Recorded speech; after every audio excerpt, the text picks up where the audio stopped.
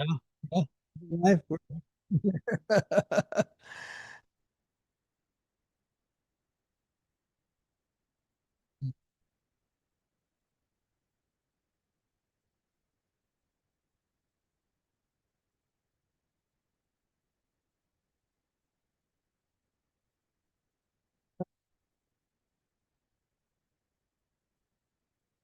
Yeah.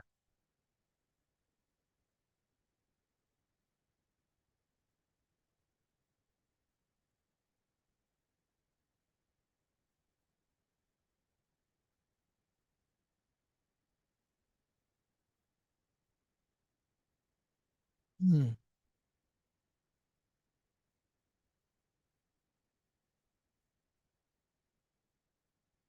Yeah. Hmm.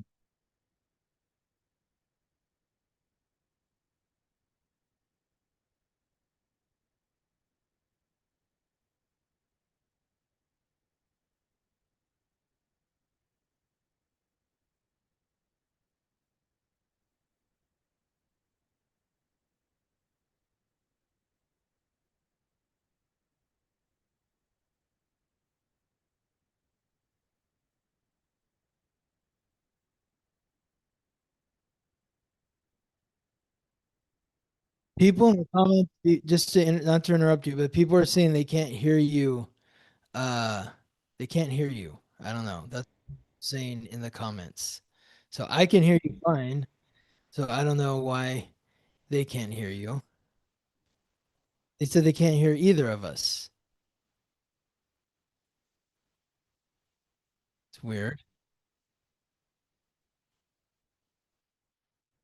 I don't know. Yeah. Mercury.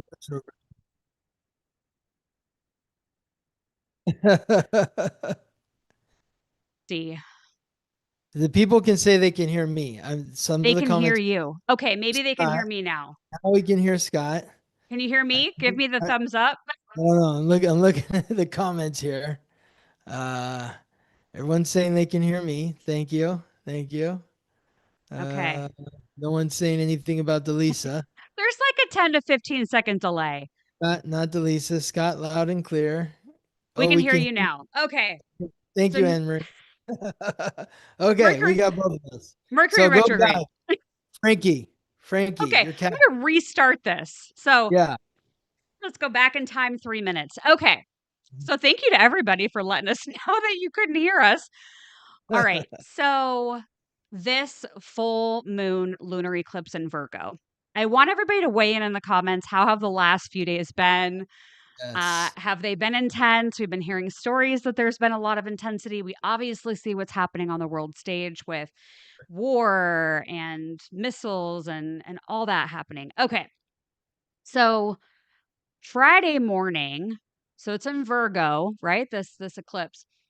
Friday morning, I was getting like starting to wake up in the morning, and my cat Frankie, who's not even 5 years old yet, she it felt like she like tumbled out of bed, which was really weird for her. Hmm. And a couple of days before, she fell out of her cat tower and scared the crap out of me and Fraser. Fraser's my other cat. So she'd like fallen twice, which is very weird for cats. So Friday morning, I start like getting the sense that something's wrong. So I look at her after she falls off the bed and she's not moving right. Hmm. And I look at her around the side of the bed and her legs are not moving properly. Like she's walking like she's drunk. She goes into the cat bedroom and defecates all over the place because she can't even get inside of her litter box. God. And then she's just laying there. She can't move. Oh, Jesus. So I get on the phone. I'm calling my mom, texting with my dad. I tell my mom, get over here as soon as you can.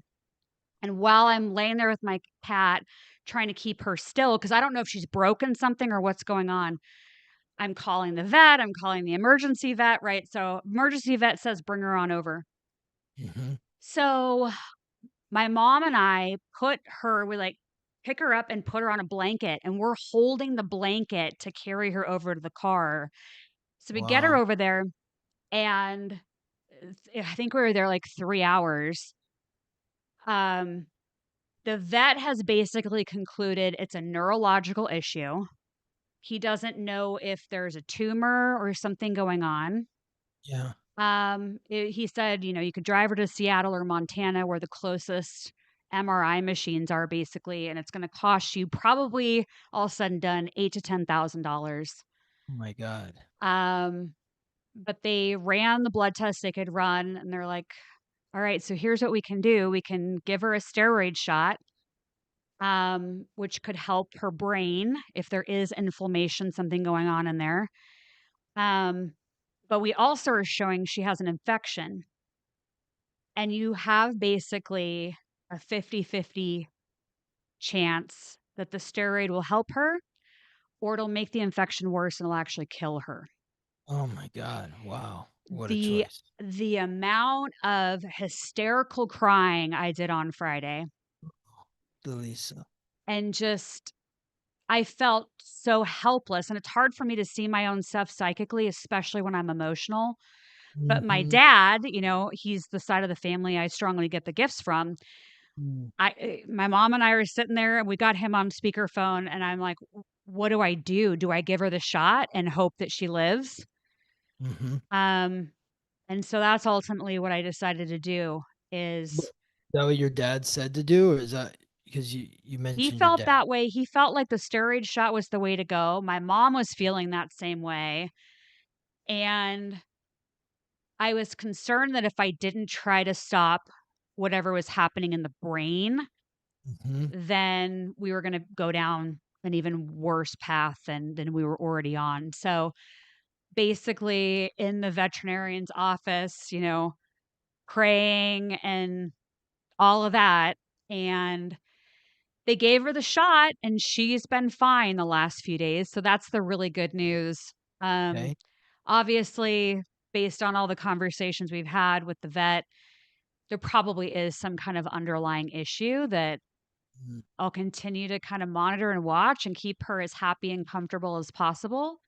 Mm-hmm. But that to me feels like the energy of an eclipse of, mine's what, Virgo, fourth house home, isn't Virgo pets. So I feel like, was this the potential like ending, or this like shocking revelation of something that I was unaware of that was very Virgo related. So I share that as an example because I know I'm not the only one that has been going through it.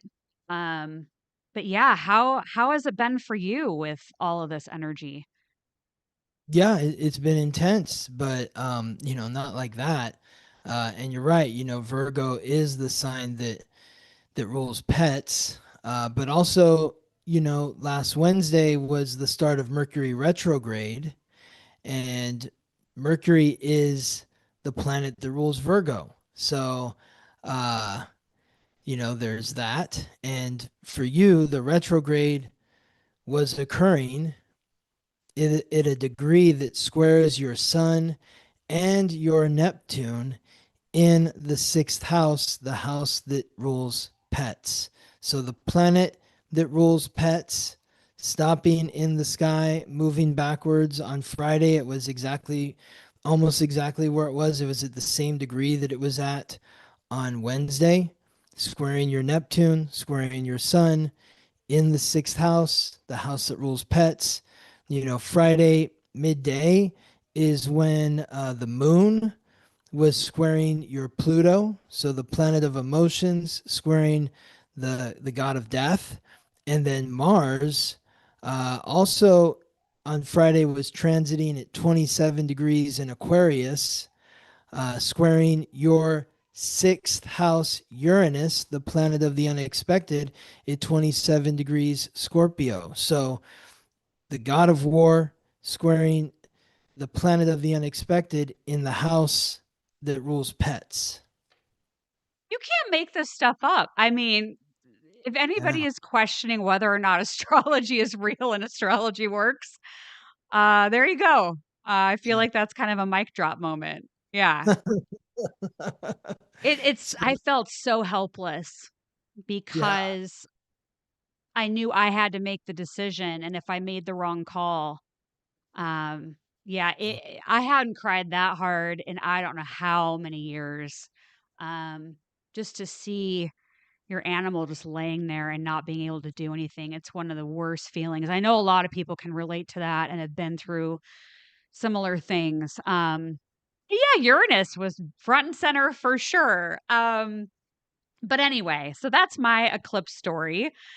And you Yeah. said that it's been pretty intense. Anything that would point to the astrology Nothing, of your own chart? nothing like I have nothing to report that, a story or something, but it's just, I mean, because everything feels intense right now with having, 2, 3 month old babies. So, it's, just pick a day, it's there's something happening where it feels, it's like yesterday morning, Gabriella was just like, I'm so tired. And I just like grabbed the two babies and literally went on a 4 hour walk with them. I was just like, get some rest, and I walked. So like leading up to the eclipse, I mean, I walked like 35,000 steps in less than 24 hours with these two babies. It's like, that was probably about 6 hours all total of walking. It was like 2 hours on Sunday night and then 4 hours on Monday morning. Uh, yeah. I So, bet they loved it though. I mean, they're sleeping most of the time. So, Yeah, cool. I would They're love to relaxed. sleep and Yeah. have somebody pushing Yeah. me around. Yeah, it's relaxing. Sometimes they're crying, but you just push them long enough and then they just kind of settle in and so yeah, I'm glad to be on the other side of the eclipse. I don't have any like thankfully any, crazy stories, that are like yours, but um I just felt a lot of the intensity. Yeah, So yeah. yeah. Ooh, With the retrograde too, Mercury retrograde, all of it. It's just everything's been kind of building up, and the retrograde, we just had the conjunction with Saturn and Neptune, which is still occurring. All of this is playing, and then the squaring between Mars and Uranus. Like, Mars was squaring your Uranus, but Uranus was opposing is still opposing your Uranus, as it has been. So that's brought up a lot of intensity in terms of like world events and you know all of this is like, oh, okay, yeah, this is happening, oh yeah, okay, that's like kind of my reaction for everything. Yeah, oh yeah, okay, not surprised. uh yeah. I don't think I'm surprised by anything that I see on the news. no. I mean, we've been talking about it for so long now and trying to get people prepared and ready for the Yeah, energy and what was ahead. So, yeah, we have a list of things that we're going to be talking about with the March astrology. I've got it here. Yeah, people were I just say asking. one thing Yeah, about the eclipse though too, yeah, in reference to you, because I think this is like the eclipse in Virgo is about releasing control, and that's really what you did in that moment. You can control the outcome. You just had to make a choice based on faith and intuition, which is exactly what the eclipse is asking us to do, is to not try to control things, to recognize that there's really nothing for you to do. Like, you there I don't know what happened between you being a baby, like my two children, and they do nothing all day except for eat, sleep, poop. They make cute sounds and they look cute, but they're not like cleaning the floor or folding laundry. They're not doing anything. They're just here, but they have incredible value. And at some point in our lives, we were told that we had to earn our keep or something like that. And this Virgo eclipse is saying you have value without doing anything. And so maybe do less and just give it up to God. And that's what you did. And, everything turned out okay, thankfully. So it's no yeah, guarantee it's going to turn out okay, but it's really helping us to like release our grip on things, especially when our grip seems to be getting tighter with everything that's going on in the world. It's like, you know, uh, feel like we need to control more. And it's like, no, just you need to have more faith. Oh, I love that. Yeah, and the eclipse was it early this morning? Yeah. The eclipse was at 3:37 a.m. Pacific time. Okay, Yes. so we're in it. It's happened several hours ago, but we're still in that intense energy. So I love what you're sharing about Virgo. Mm. And I have noticed like an uptick on social media with people sharing that their pet passed away unexpectedly. Or so now that we're talking about it, it feels like probably one of the themes is pets and our animals as part of this intense eclipse. But I love what you just shared about not having to earn your value. Mm. Reminds me of Cinderella, and how Cinderella would have to clean the house, and the stepsisters and the stepmom would go out in their fancy dresses, and they would just tell her to clean the house all the time.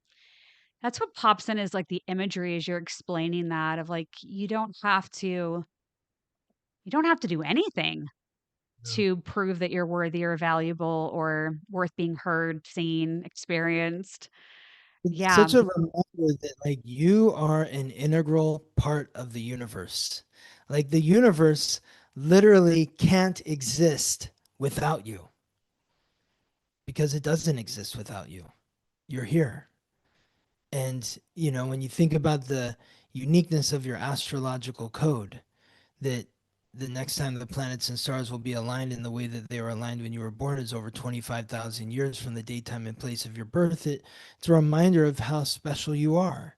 And that doesn't make you better than anyone else. I'm not saying that. I'm just saying that you are special. Everyone is special. Everyone is very unique and has value that cannot be duplicated or replicated because it's only you.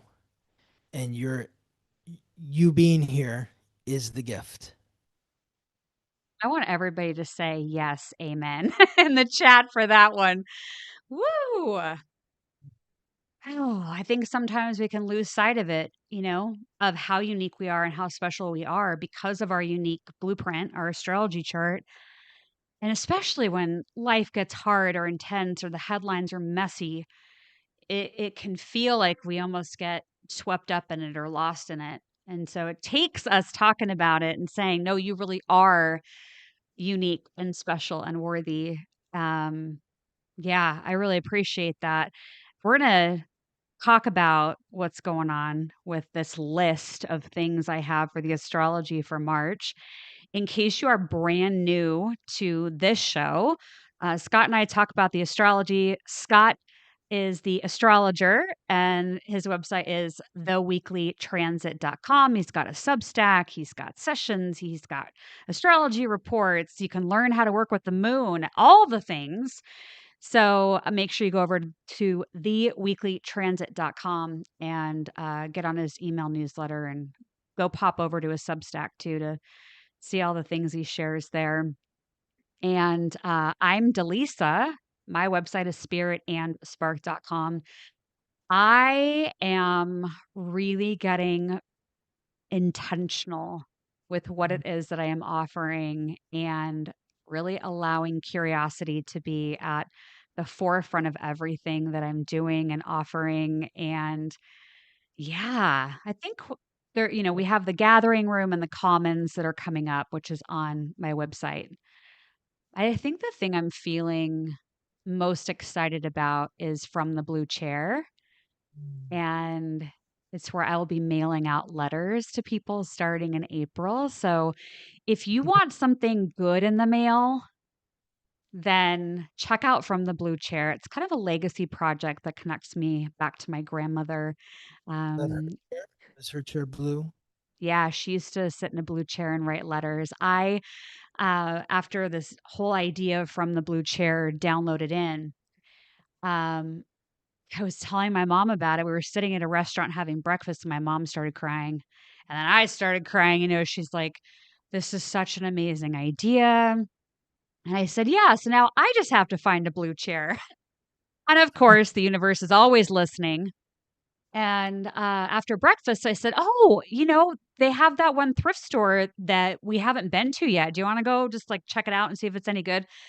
So we drive down there, we walk in, and wouldn't you know, there's a blue chair sitting there waiting for me. So I bought it, brought it home, and that is like my daily visual, my inspiration for from the blue chair. So anyway, let's dive in to, and she was a Gemini sun sign. So, yeah, I So, feel like we've got that curiosity thread between me and my grandma Eloise. Yeah. love it. Yeah. Okay. So, in your recent email that came out about our broadcast today, you described this energy as like, hold my beer. I started laughing because that is exactly what it feels like right now. Here, I hold didn't my know. I beer. mean, I was like, if you thought February was crazy, March is like, hold my beer because I'm coming. Who knows? Maybe it's not going to be crazier than February, but it could be. Like, I mean, I think things are ramping up mainly because of like where the stellium is moving. It's like we started the year with the stellium in Capricorn, then February or end of January it moved into Aquarius. Pisces now is where the stellium is, and then by the end of March it moves into Aries, which is cardinal fire. And so I always think of when the energy moves from Pisces to Aries, it's like if you have not done that work within your unconscious, healing and, making peace with your psychological trauma, then it's like pushing the dumpster into the middle of the road and lighting it on fire. That's what the Aries energy does. So everything is, I feel like, is going to get really ramped up by the end of March. Yeah, I agree. I think it's one for the record books this month. Mhm. So yeah, when you think about March, just think about hold my beer. Yeah. I thought that was perfect. Okay, so we've talked about the full moon lunar eclipse in Virgo and how we're sitting in that energy right now. And if you're feeling intense about life, it may have a lot to do with that full moon lunar eclipse. It could have something to do with Mercury retrograde in Pisces. How long does that Mercury retrograde go? I know that in your newsletter you said it ends this month, but like Yeah. when? So it ends on March 20th, the same day that the sun transits into Aries. Uh, and then it moves out of its retrograde shadow on April 9th, which is the same day that Mars moves into Aries. So it's interesting that there is a sort of correlation with the Aries energy where when Mercury retrograde ends, the sun transits into Aries. When Mercury moves out of its retrograde shadow, Mars moves into Aries. So, um, yeah, and when you think about this retrograde, and you think about the degrees, it began at 22 degrees, and I've really been sort of getting into degree theory and understanding the degrees is like their connection to the signs. And 22 degrees is a Capricorn degree. That's where the retrograde began. The retrograde ends at 8 degrees, which is a Scorpio degree. So, you think of Mercury as the planet of consciousness, communication, and it's transiting through Pisces. Mercury is guide of souls to the underworld, the messenger of the gods, transiting through Pisces. So it's the planet of the conscious, moving through the sign of the unconscious. It's beginning at 22 degrees. That's Capricorn. Capricorn represents goals and ambitions. So at the early part of this retrograde, where it began on February 25th, we are looking at, what are my goals and ambitions, and what is holding me back from achieving those. What exists within my unconscious. What unconscious programs are running beneath the surface of my mind that are actually preventing me from achieving what I say I want in this world. Uh, so as we roll back Mercury and we're reflecting, we're going to be going deeper into our unconscious. Yesterday, Mars transited into Pisces. And so that the same day as the eclipse, so you have the god of war, the planet of action, aggression, conflict, courage, self-love, transiting into the unconscious. So this is the compassionate warrior, and it's taking that courageous look at the guilt, the shame, the regret, the blame that you've buried deep beneath the couch cushions of your mind, to help you find those demons and make peace with them. The demons are not meant to be slayed, they're meant to be transmuted into angels with love. And so we go back there and we're looking. Oh, and then you've got Mercury retrograde makes three aspects to Jupiter in Cancer. So it already did the first one, which was back on February 16th. That was when Mercury was direct. Jupiter was retrograde in Cancer. It happens again this next week on March 8th. Mercury retrograde again aligns with Jupiter retrograde in Cancer. And then it happens a third time, which is going to be in April 3rd. That's when Mercury and Jupiter are both direct. But Jupiter is the planetary ruler of Pisces, and Jupiter is exalted in Cancer. And so we have these 3 points, February 16th, March 8th, April 3rd, where the planet of the conscious mind, transiting through the sign of the unconscious, is making a direct alignment with the planet of expansion, the planetary ruler of the sign of the unconscious, in the sign that represents the past. And so, where does that guilt come from? Where does that shame come from? Where does that regret and that blame come from? Is it mine? Or is it something that was passed down to me from my ancestors, from my grandfather to my father, my great, great, great, what was the trauma they experienced that has been passed down? And we need to find compassion for them, for ourselves, empathy for them, and through that, love. And once we get back to that final degree, when Mercury retrograde ends on March 20th at the Scorpio degree, that's where we have, where we're completely vulnerable. That's where we're naked and we're totally exposed, and we're okay with it. We're not ashamed of who we are.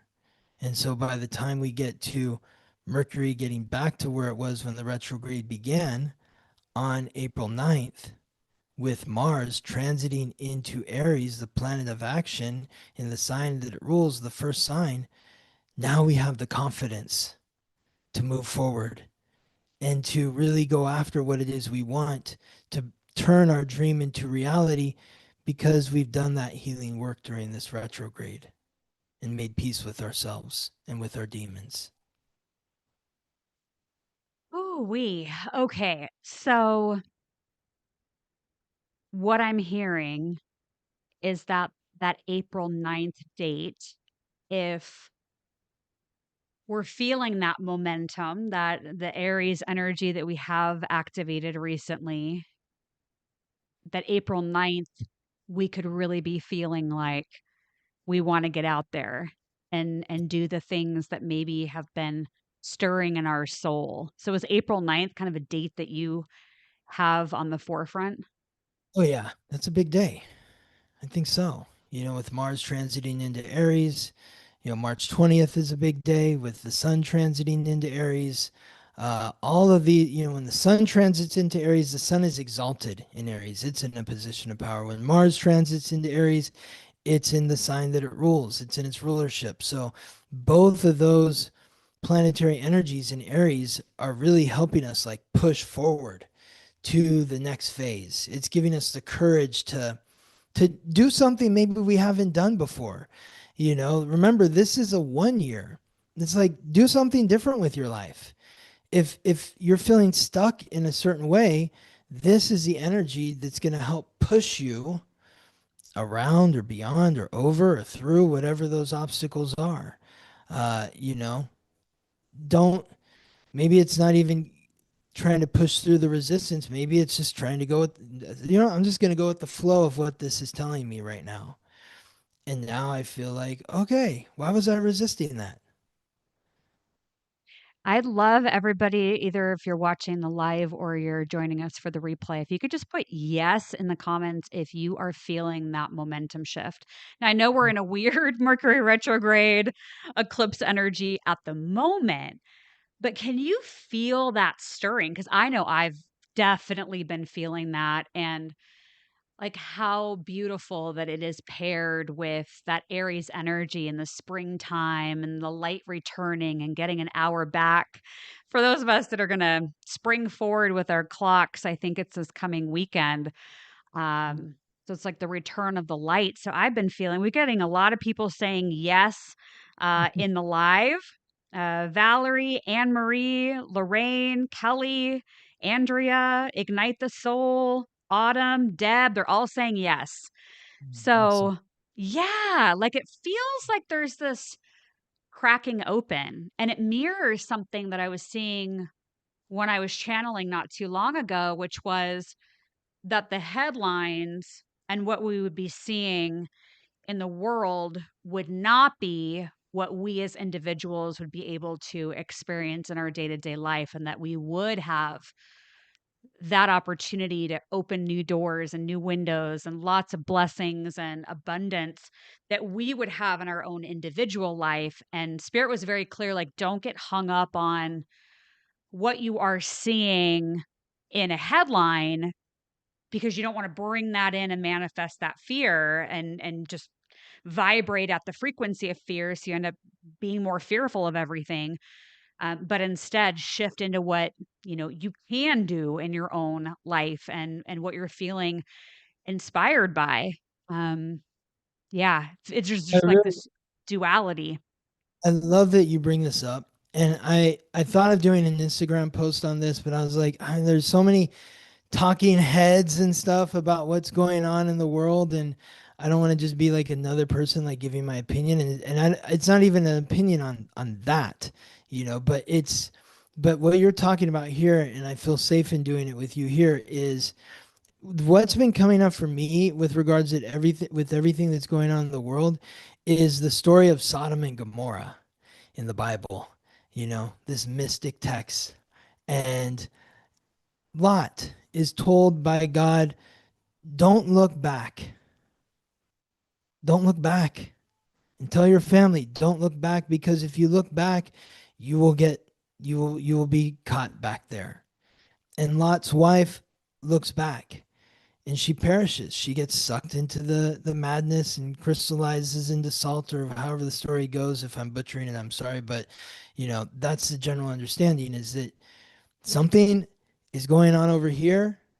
That is not where your attention needs to be. And there is so much opportunity for all of us, like you're saying, to really make some positive changes in your life. And I'm not saying that there's anybody out there that's, and maybe there are, maybe they're not, I don't know, that are like, the puppet masters that are creating all this so that they can pull us in to the chaos. But, there is an element to that. And so it's not to not be aware of what's happening in the world. Be aware, but don't get fixated on it. Because when you get fixated on it, then you get sucked into it. And that's when your gifts are being ciphered by the demon, let's say, as opposed to being utilized in a way that is really abundant and giving to everyone around you. Like when you tap into your gifts right now with the energy that is occurring right now, and you tap into them in a positive way, you are going to be the conduit of peace that resonates and ripples across every person that's in your life and beyond them, to the people that they're connected to. So it's important for us to not get fixated on what's happening in the world, because it's going to get louder, it's going to get noisier, it's going to get crazier. I'm certain of that. You know, for how many years have I been saying that where Chiron is the last time Chiron was here was Vietnam. The last time Uranus was where it was World War II. The last time, literally where Uranus is right now is where it was when Pearl Harbor happened. You know, the last time Neptune was in this position was the Civil War. And the last time Uranus or Pluto was in this position was the revolutions, the American and French revolutions. So, like, what we thought we were going to get out clean, you know, and there's going to be like, this is chaos. It's going to get more chaotic. But this is your opportunity to harness these energies and do something positive for Oh, yourself and those yeah. around you.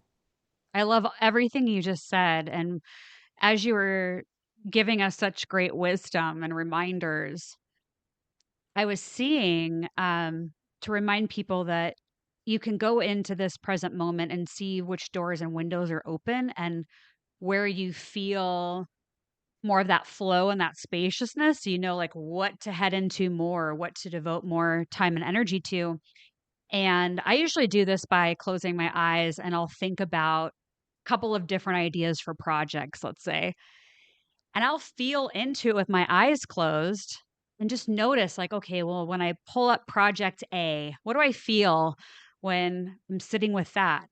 Okay, now I go ahead and I put that back to the side. Okay, show me project B and bring that in. And like, do you get lit up? Do you get excited? Like, so our bodies will tell us which doors and windows have the most openings and spaciousness for creation. If we slow down long enough to just sit with it in the present moment, we will know which way to go.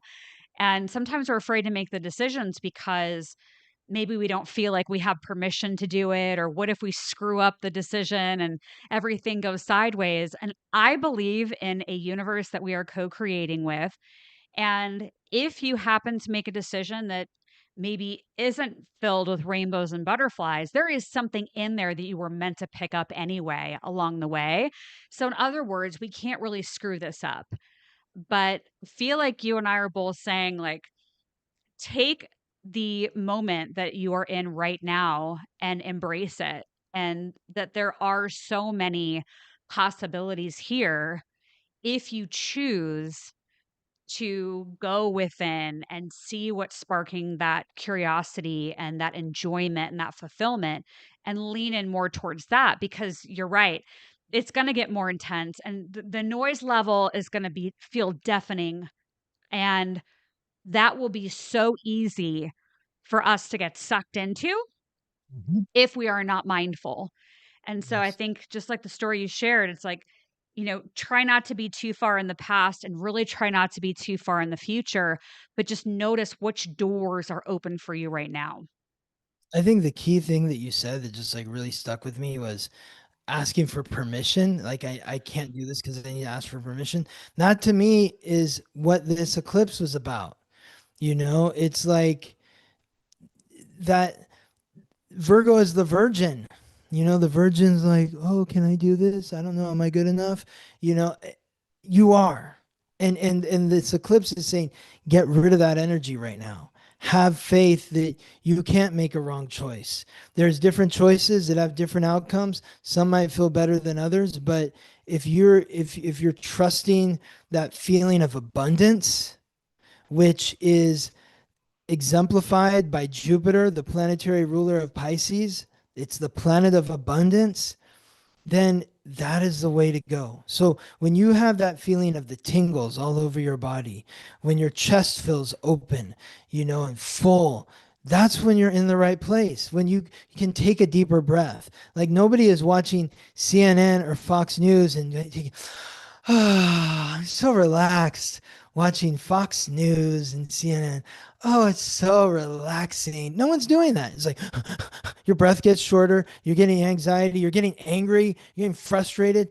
And why are you frustrated? Because what can you actually do?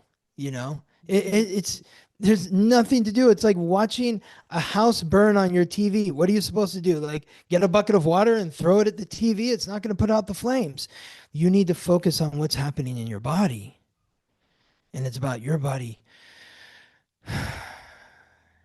being in that place where you get the tingles, and then there might be guilt. Well, I can't feel good. There's people suffering in the world. Mhm. Well, your suffering doesn't help their suffering. Mhm. Your abundance, your love, your sense of peace is going to be the energy that reverberates to those places where there is suffering and brings the light to the darkness. Amen to that. Um, yeah, there's all kinds of nuggets in this episode so far. So I'm loving the conversation.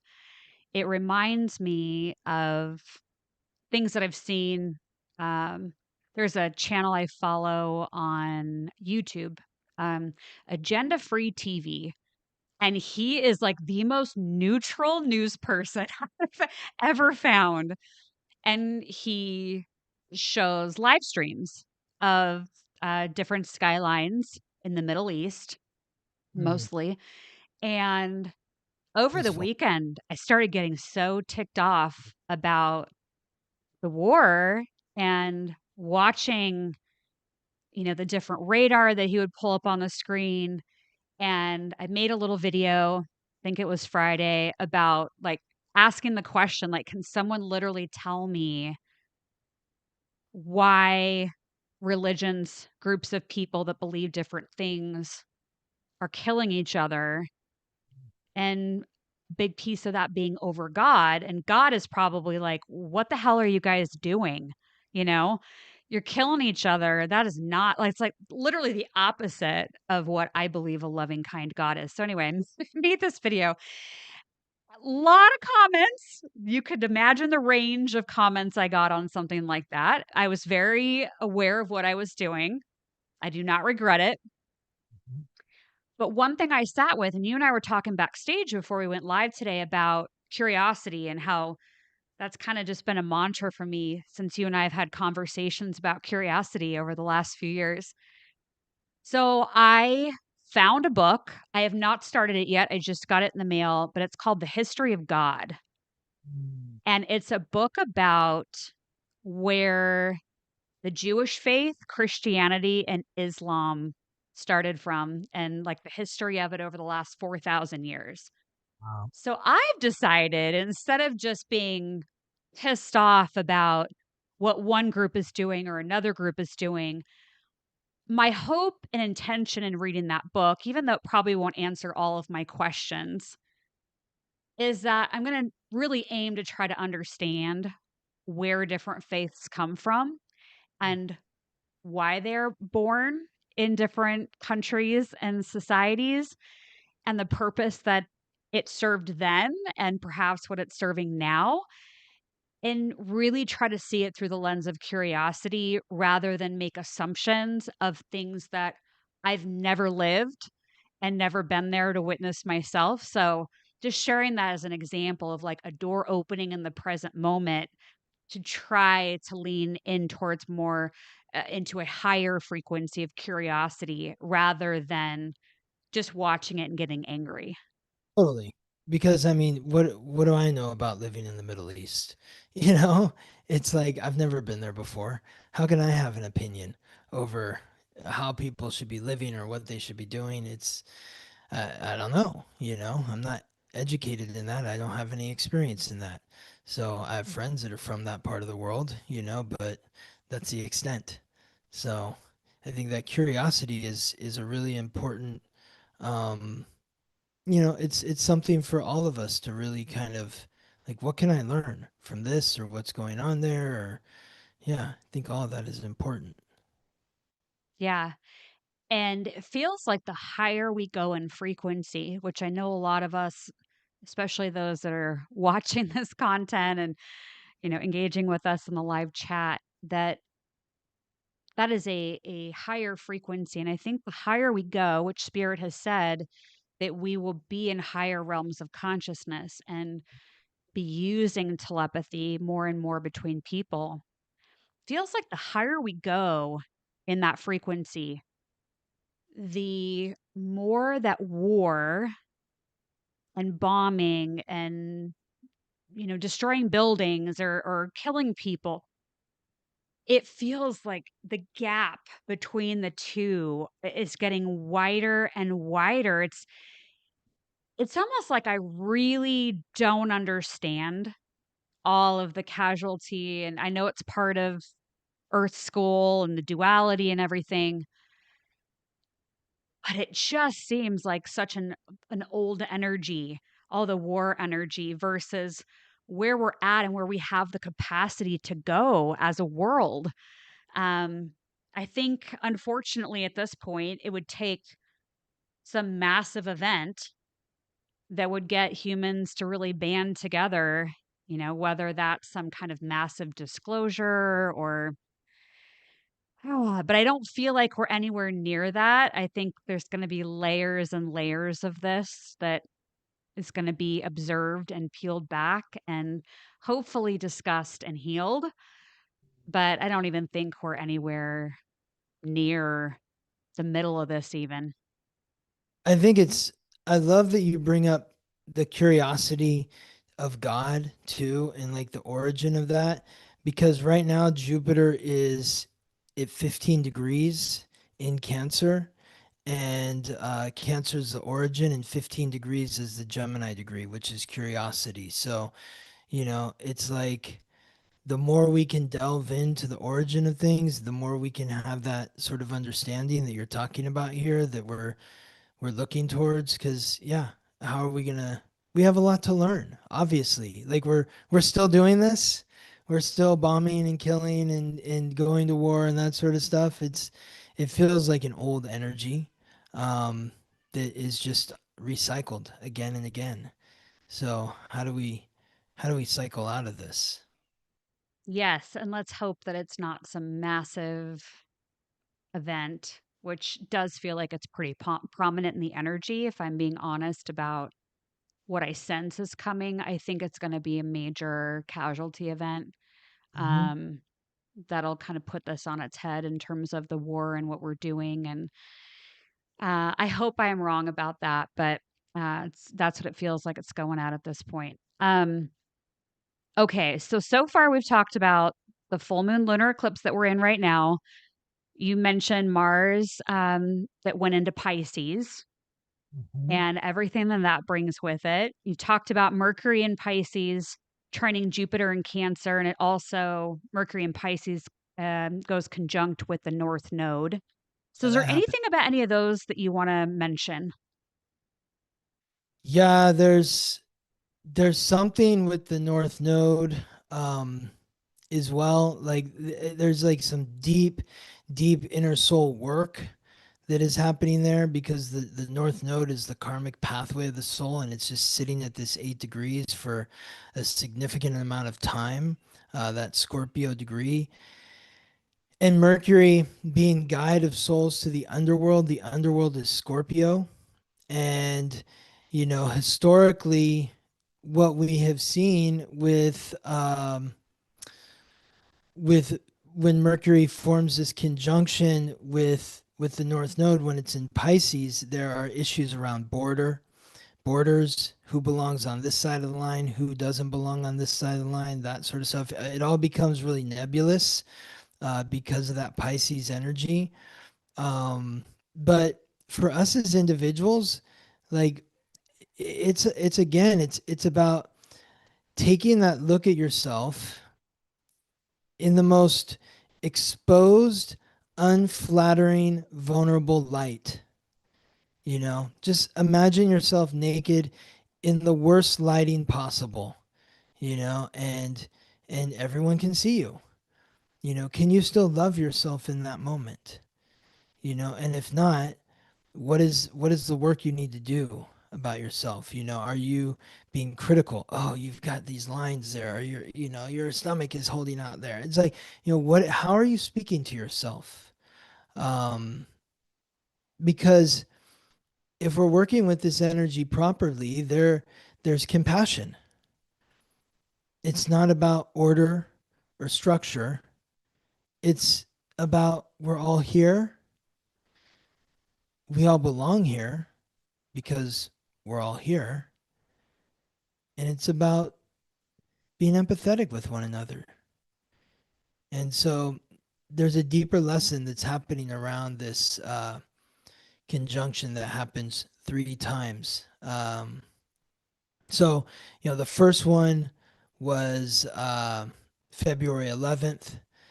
The second is happening. Where is that one? That's going to be March 13th. Is that the second or third one? Yeah, that's the February 11th. February 11th. Yeah, March 13th. And then, yeah, it kind of just holds in that because that's where the retrograde ends, is 8 degrees Pisces. Uh, so it's there March 15th and March 17th is when it forms the exact conjunction, but it's kind of just sitting there at the end of the retrograde.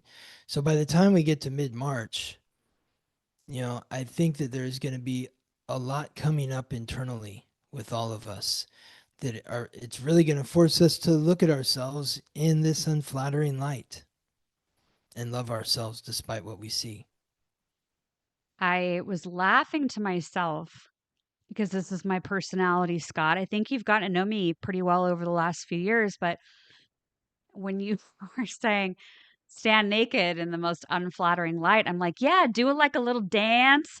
And then my brain went to, yeah, bend over, like show them what you got. Like, and I know that's really crass, but I think it's like, can we just lighten up like a little bit with ourselves and who we are? Like, we all have faults. We all screw up. Like, we all feel all of the things. And I Mm. think that, yeah, when we are in the most unflattering light, like, can we just in that moment shimmy, dance, and remember that whatever it is you're feeling, everyone else at some point in their life has probably felt that too. Yeah. And we are more alike than we are different. Mm. And Yeah, so, absolutely. why not just try to shine as bright as you can in that dull lighting? Mhm. And just be like, Yes. this is who I am, and this is what it is. And I love me, and what you think of me is none of my business. That's right. That's Yeah. right. So, yeah. Oh, Valerie's saying you go girl. See? It's my crass personality that comes out when I'm usually not streaming live. Um And what's happening after this too is like when the sun moves into Aries, and we're already, experiencing that this week when Venus moves into Aries. Venus is going to form a conjunction with Neptune. That happens uh, on March 7th. So what is that? Saturday, I think. Um, and then the sun forms a conjunction with Neptune in Aries. That happens on March 22nd. Then there's also going to be, later on in April, Mercury and uh, Mars are going to form conjunctions with Neptune, but just focusing on the two conjunctions that happen with Neptune this month. The conjunction with Venus and Neptune is helping you reimagine your relationships. Venus is transiting into Aries this week. It's going to spend pretty much the whole month in Aries. On the last day of March, or on March 30th, second to last day, is when Venus transits into Taurus, the sign that it rules. So, Venus, the goddess of love and beauty, the planet of relationships, in the cardinal fire sign symbolized by the ram and ruled by Mars, the god of war, the planet of self love, courage, confidence. We are going to be looking more clearly in terms of what am I getting out of this? What am I getting out of this relationship? Am I being treated fairly? Because Mercury or Venus transiting from Pisces is in its exalted position. And from Pisces, Venus is very empathic and it might sacrifice more than what's necessary in terms of your relationships. When it transits into Aries at the end of this week, we're going to be like, no, that doesn't work for me. And let's remember that the people that we're in relationship with, Venus is also transiting through Aries for them too. So there could be some conflicts that come up this month in relationships in order to suss out what's right for me, what feels right for me. And with the conjunction with Neptune, it's helping us reimagine what these relationships are supposed to be. Then the sun gets there after it transits into Aries. March 22nd is when it makes that conjunction. And that's reimagining who we are as individuals, having the courage to shake it and all that sort of stuff naked and be like, you know what, you don't like it, that's your business, not my business. Not worried about that. I'm happy with I love myself and I deserve to be with people who love me. So you not loving me is a gift because it's saving me time. I don't have to engage with you. Thank you. Yeah. When people show you who they are, believe them the first time. I think that's Maya Angelou. Yeah. Uh, because as we get more comfortable and confident in the unflattering lighting and we really, really own it, it will shift the way that we see the relationships that we're in or the people that are around us. And it doesn't necessarily have to be a bad thing, but I think you're right. As we own our value more and know our worth that we were born with, and we really, really feel that from head to toe, the relationships that maybe haven't been in our best interest, or they're no longer aligning with where we are now or who we are today, we may experience some questions around that, or, maybe it's time for this to separate, whatever kind of relationship it is. Exactly. Yeah. Like I would expect some shifting to happen in the relationships that we have in our life if we really are doing that deep inner work and we are feeling ourselves. Yes. Yeah. Mm. You mentioned the stellium and Aries. So Yeah. you said it was Aquarius, Pisces, and then we're going to have the stellium and Aries. So how many planets is that's going to have the stellium and Aries? Which planets are they? Like anytime I hear of a stellium and a sign, I just think it's kind of like we're underlining and putting exclamation points next to it because it just feels like a lot of compounded energy in the same place in the chart. So what the heck is the Actually, stellium and Aries? I'm going to actually share my screen. I said I was going to do this and then Yeah, look at us getting fancy here. so people can see what I'm talking about here. So you can see early January, there are 4 planets here in Capricorn: Mercury, Venus, the Sun, and Mars. So then we go to right here. This is the January 24th. I'm just picking a random date here, but by that point, there was Mars, Pluto, so the Sun, Mercury, and Venus all in Aquarius. The last time those 5 specific planets were in Aquarius was February of 1791. And it had been some time since there were 4 planets in Capricorn. I can't remember exactly what it was, but it wasn't like that long ago, but it was, like several decades ago. So this is not something that happens every year. When these shifts are happening, it's significant. So then we move to here, where now February 21st, you can see there are 3 planets and the North Node in Pisces. That's a stellium. By the time we got to, so here we're going to go to the March 2nd, March 3rd, we got 4 planets in the North Node in Pisces. So 3 or more planets in the same sign is a stellium. We're going to have a Aries and Pisces stellium happening concurrently here by the time we get to Friday, March 6th, where Mercury or Venus transits into Aries. So by this Friday, there's going to be Venus, Neptune, Saturn, and Chiron all in Aries, with Mars, the North Node, the Sun, and Mercury in Pisces. So this balance of compassion and courage, water and fire happening at the same time. We move further here and we get to, the sun moves into Aries here on the 20th. There's going to be 5 planets in Aries right here. 5 planets in Aries. Um, then the Venus moves into Taurus. That happens, as I said, March 30th. Shortly thereafter, Mars arrives into Aries. And then after that, Mercury moves into Aries. So by the time we get to mid-April, April 15th, when we're going to have the new moon in Aries, there will be, including the moon, there'll be 7 planets in Aries. Like, I, yeah, it's gonna be crazy, intense. I don't know what exactly, but and then even after the moon leaves, there's still 6 planets in Aries. So including the planetary ruler Mars, the god of war. So there's going to be a real sort of maybe aggressive energy here. A lot of conflict coming up potentially.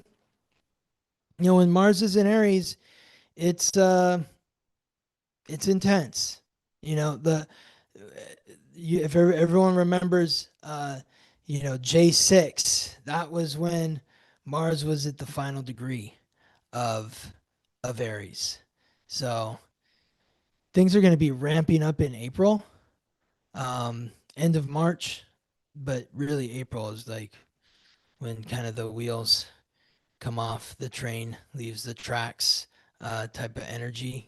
Mars doesn't wait for anything. Uh, Aries doesn't wait for anything. It's very impulsive, um, especially when it senses fear. So, and there's a lot of fear that's going to come up. Like Aries, already people are afraid, and it's natural, normal to be afraid with what's going on in the world. But the fear is coming from Saturn, the planet of responsibility, in Aries. Neptune, the planet of the unconscious, in Aries. Chiron, the wound and the ancient wisdom which is unlocked through healing that wound, in Aries. So there's been this Aries stellium that has been occurring since mid-February when Saturn moved into Aries. And that's saying take responsibility for your fears. Neptune is saying show yourself compassion for your fears. Chiron is saying acknowledge your fears and do something positive with them. The positivity comes through self-love and love for others. Fear and love are 2 sides of the same coin. So when the fear comes up, the work is love. And that's, April, I imagine a lot of fear. End of March, a lot of fear. April, even more. But that fear, we transmute it or restructure it into love, which then becomes courage. Beautifully said. I have had downloads about nuclear threat. I Mm. haven't seen it actually go off, but I have seen that as part of my channeling. It would not surprise me at all if there is more of that language that's picked up in, the next 6 weeks or so, especially as we get closer and closer to that stellium in mid-April. And again, just like you were saying, going into the fear, leaning into it. I like leaning into something that has some grittiness to it or like an emotion like fear, anger. I actually treat that as like an opportunity to learn something about myself because sometimes, you could feel really upset and then beat yourself up for being upset and like, oh, you were sad all day. Like you could have been doing XYZ. It's like, no, no, no, no, no. What if we just got really curious about what we are afraid of? Because just like you said, Scott, there's going to be things that come up that will probably send most people into fear. And whether you stay in fear for a short time and you get curious and ask, what is it trying to show you? Or you're there for longer, that fear is trying to get you to see something about yourself, about your beliefs, about the stories you've told yourself, things about your past that maybe you haven't healed all the way, or relationships that elements are coming up for you to look at. But as the headlines get scarier and more intense,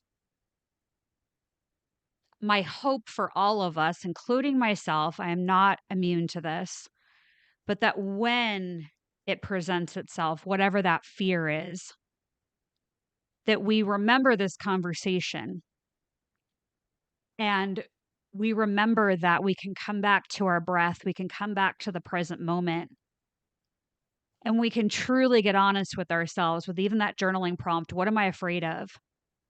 And just letting the words come out. What am I afraid of? What am I afraid of? And it could be going back to a point you made earlier that I laughed about, which was like standing in the unfavorable light naked, you know.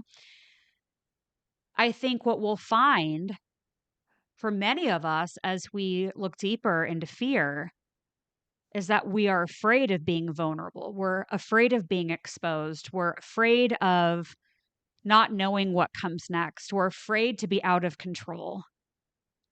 But really, what I've heard you say a few times today is that is where the real beauty and wisdom and confidence sits, is in that place of raw vulnerability. Yeah. Yeah. So the fear can be a tool if we choose to use it as a tool. Yes. The fear is helping us in some way. It's helping us get unstuck. And it's help motivating us to find the love within ourselves. Hopefully. Yeah. And the remembrance of what we talked about earlier of us suffering is not helping the people that are suffering in these war torn areas, or the suffering that's happening in a different state or a different country than where you live in, or your neighbor's suffering doesn't get better if you decide you're going to suffer right along with them. It's the amplification of the lighter frequencies like hope and love and joy and Yes. curiosity, Yes. that is what ripples outward. So if you really are interested in making a change in either the people around you, the community you live in, or the people that live on the opposite end of the world, the frequency you carry is the ripple that you are making out into the world. And so if you Mm. want to do something, as many people have said throughout history, it starts with you. Yes. Whew. So as we think about these next, we'll call it 6 weeks. And I know you and I will do an April episode and dig into all of that will be coming up. Is there anything else that either planetary or that's coming up as words of wisdom as we are getting ready to traverse this dark cave Mm. that you would want people to be equipped with? Hmm. I would just say acknowledge your fear, take responsibility for your fear, do some investigative work in terms of where does that fear stem from. It stems somewhere in your past, probably comes from a parent through your ancestry, your bloodline, but was reinforced through the different experiences you had that you can pinpoint throughout your life. Spend some time being there with your younger self and sit with your younger self in the fear that your younger self was experiencing. Acknowledge that, show yourself compassion, and encourage yourself. because you've made it here to where you are now. And through that work, the goal is self-love. You know, we begin March in self-reflection. We end March with self-love. That's the arc of, and along the way through that self-reflection, there's going to be some parts of ourselves that we may have difficulty loving, but that is the work. And that is the work of Saturn in Aries, is working to love yourself. And it is work. Mm-hmm. And it's why we're here in this human body. I was trying to find a photo as you were describing that. I can't seem to find it at the moment, but a cousin of mine sent it recently, and I was young. I had missing teeth, you know. I'd say I was probably 4, maybe 5. And I love the picture so much Mm-hmm. because the smile on my face just is beaming with happiness and joy, and anything is possible, you know, in a little kid body. And I think, just like you were talking about a moment ago, about going into our past and our ancestors and where we picked up different things along the way, it is absolutely incredible what happens when you talk to that younger self and you pull that energy in and you sit with them and you talk to them. And I've had so many experiences where a younger me comes and sits on my lap and we have a conversation about what she wants and what she's excited about and what she's afraid of. And then how does that, you know, apply to my adult life and the decisions I'm making today? And so anybody that hasn't done that or hasn't done that lately, you may really feel with all this Pisces energy that it's a beautiful time to do that and see what your younger self wants to say. And I'll be honest, it's not always um, happy go lucky energy. Sometimes it's really raw and really emotional. But my experience with it has been each time I do it, it's like I feel a deeper connection to myself on a level that I don't normally feel connected to. Like it hits a deep, deep part of that core soul. And that's where that vulnerability is. And just like you said today, it's not always going to be in perfect lighting, No. but that's where the human experience, I think, can really shine. I love that. Yes. Yeah. Whoo. We had a comment in here about, I think it was from Andrea. She says, I feel like we're in a group therapy session. You're both awesome. Thanks for doing this. I love it. We're just speaking from the heart. No therapists here. Mm. Um, yeah. So Joanna's asking if we could do this more often. So Much now as you that want, my Dallisa. calendar, what's that? As much as you want. I'll be here every week with you. You know that. My schedule is actually getting much more manageable now that I've completely shifted my entire company and I've been on quite the podcast tour. And so Mm. now it's like starting to kind of click back into place, into its new place. Mhm. I actually feel like I'll have more spaciousness. So I promise that I will look at my calendar and that I will send you an email, Scott. That is my promise. Um, I feel like I'm finally like coming up for air again. So yeah, it was a few very intense months and very, very hard work, but I feel like that spring energy of like the wildflower starting to grow and to bloom. The Like I beginning of the finally, astrological new year, in March. So it's like this is really the new year is March 20th. That's when the energy's fresh. All these planets in Aries, it's going to be a fresh start. Fear is going to come up, but it's going to be exciting and energizing and powerful. Yeah. And we got to stick together. So sounds like we probably do need to speak a little bit more often because there's going to be so much happening. So yeah, I'll take a look at the calendar. But yeah, so now that we've kind of talked all through March, and if there are individuals out there that either want to look at their own chart or they want to learn more about astrology, I know you have a lot that you're offering right now. Like, what do you feel is part of that, like, spring, new year, that you're offering? I know you do a lot on Substack and your sessions and everything. What feels like front and center for you right now with your work? Front and center for me is the cosmic pathway. That's like, I don't know, people use the term container.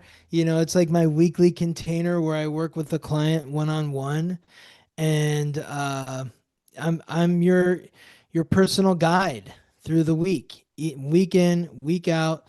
We're looking at your chart. We're talking about what's been going on in the week for you, and I'm that support system for you. It's going to give you the clarity, like what happened with you with your cat, help you understand what was happening there. But to really, when you think about like the beginning of the astrological new year and the journey to self love, my purpose is to help you understand who you are so you can accept, appreciate, and love the divine, unique miracle that is you. And people can come to me for a reading and that's great, but I've heard clients have told me that like meeting with me once is like doing drugs. It's like you're really high afterwards, and I get concerned about people afterwards, the crash, the hangover. This helps sustain the energy, and that's where you can really see lasting changes because we will help you break those old habits that are maybe holding you back from getting to where you need to go, and supporting you on the journey ahead. I love that. Yeah. You certainly help with all of that. And it does. It feels like a sacred container where, with the chart, because you're so tuned in, like, an individual really feels seen in ways that, and I am not saying don't go to traditional therapy. I'm not saying anything like that. But even people that are in therapy, having a layer of astrology in there where you're like really talking about your unique signature makes a huge difference. And I've even heard it from people throughout the years, like with when I do my session work, kind of similar to where, wow, what you see or what we've talked about is so different than what I talk about with this other person. So I don't know, it's something to think about, but I feel like, who doesn't want that, right? So, especially people that are really trying to find that self value, or they're trying to figure out like the next step or the path that they're on and trying to navigate it. It's like the best of all the worlds together in one. So, and so what's the best way? Just reach out to you through your website? So what I would recommend is if you're somebody who has already done a reading with me, then just email me and tell me you're interested and we can talk further. If you haven't done a reading with me, then I would encourage you to schedule a reading with me first, maybe an hour, and I'll do a breakdown of your full chart, and if you're feeling inspired at the end of it and you want to hear more about the cosmic pathway, then mention it at the end of the reading and we can talk further. Right on. All right. Well, if I might screw up the technology with this, since I've been so on par today with Mercury retrograde, I'm going to show my website real quick and let's see if I can get this to work. See, already it's like jacking up the. Okay. Let's see. Maybe. Maybe. No, no, it's not working. Let's see if I move it here. No. See, this is like where it starts going off the rails. So, I was going to say, go to my website and click on from the Does the blue blue chair, chair. This doesn't is really that look right. your actual chair? Yeah, this is the chair I found at the thrift store that, No way. yeah, Really? yeah, yeah. Yeah. So I did like Wait, a little illustration with it. how'd you do that and take that picture? Did you like put it in AI or something? Yes. I took a picture of the actual chair. There we go. Oh, And I had AI draw a picture for me. uh-huh. So that is the blue chair where I'm going to be sending my letters from. Love it. So from the blue chair, and this is just a really easy, simple web page that I created because it launches next month since we're officially in March now. And it launches in the US and it's going to start with 111 addresses. And yeah, if you're interested and you feel like, oh my gosh, yes, I need a letter from Dallisa every month and I want to be reminded that everything is going to be okay and you want something really nice in the mail that you can actually like feel good opening your mailbox, then go to spiritandspark.com and then just fill out this tiny little form here. That will add you to the interest list since I'm only starting with a limited number of addresses. But yeah, so that's from the blue chair. I'm pretty excited about it. So now Awesome. let's I see love if I it. can get my screen situated again. We might just have to say goodbye from this screen because I have hit way too many buttons and I don't know where the heck everything is at. So but yeah, so Scott, thank you again for being here and for sharing all of your wisdom. And there's so many different things that you said today that I think deserve to be highlighted and underlined. And I think this is one of those episodes worth rewatching again and getting some of those dates highlighted. And I feel like we're more prepared and I feel more settled in my energy. I feel more grounded after our conversation today. And Good. I appreciate you, your time, and your talent. You're over at theweeklytransit.com. And all of my from the blue chair, the gathering room, and the commons are all over at spiritandspark.com. Yeah. So, any final last words, Scott, for today's episode? Just grateful to be here with you, Delisa. Grateful for everybody in the chat, everybody who's watching live, and anyone who's coming in, for the recording. Thank you for being here. Thank you for listening. You can find me at theweeklytransit.com, and I am a soul chiropractor. That's how I like to think of myself. A soul chiropractor. That's really, really good. I like that. I hadn't heard that before. And then Energetic adjustment. an energetic For the adjustment. I for the love fact that. that you feel grounded and you feel better right now, it's like, okay, I did my job. That's how you should feel. Absolutely. I love that. I wanted to just quickly shout out before we stop the stream today. We had 4 people that were Mm. all tied with 150 points on the YouTube live stream. So, Autumn, Valerie, Joanna, and Nancy Loves Life. You all had a tie for the top points today. So, thank you to everybody who's joining us live and commenting. And let us know in the replay what stood out to you today and what are you going to work on in the month ahead. I'd love to hear from everybody. And yeah, we will see you sometime soon. You'll read about it in Scott's email. You'll hear about it from me. So we'll get together and do this again soon. I feel like the world really needs it. I really need it. So yeah. So thank